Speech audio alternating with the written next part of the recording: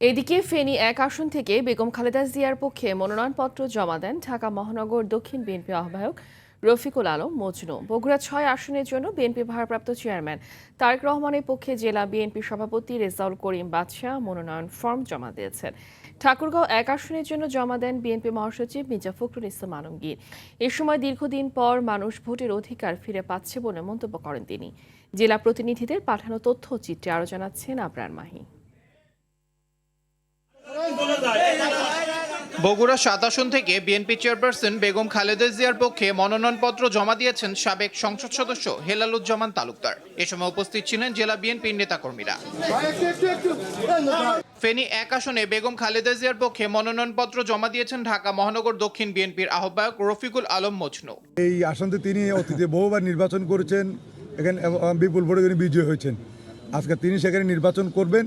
বগুড়া ৬ আসনের জন্য বিএনপির ভারপ্রাপ্ত চেয়ারম্যান তারেক রহমানের পক্ষে জেলা বিএনপির সভাপতি রেজাউল করিম বাদশা মনোনয়নপত্র জমা দিয়েছেন।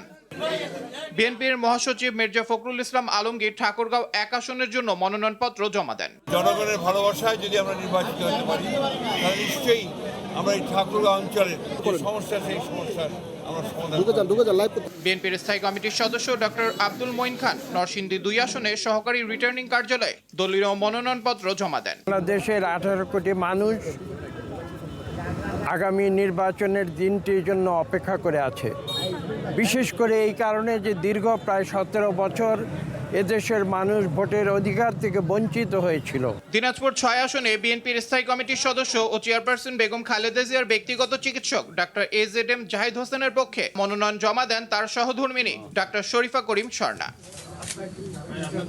ভোলা ৩ আসনে বিএনপির স্থায়ী কমিটির সদস্য মেজর অবসরপ্রাপ্ত হাফিজউদ্দিন আহমেদ মনোনয়নপত্র জমা দিয়েছেন। অতীতের কালো অধ্যায় ভুলে গিয়ে বাংলাদেশে এক নতুন দিগন্তের সূচনা হবে এবং আমরা একটি সমৃদ্ধ গণতান্ত্রিক বাংলাদেশ বিনির্মাণের পক্ষে দৃঢ় পদক্ষেপে এগিয়ে যাব। খুলনা ৫ আসনে মনোনয়নপত্র দাখিল করেন বাংলাদেশ জামাত ইসলামী কেন্দ্রীয় সেক্রেটারি মিয়া গোলাম পরওয়ার। প্রধান উপদেষ্টা যেভাবে আশাবাদ ব্যক্ত করছেন ঈদের দিনের মতো উৎসবমুখর পরিবেশে ভোট কেন্দ্রে যাবে, সেই পরিবেশটা করার দায়িত্ব আপনার এবং ইলেকশন কমিশনের।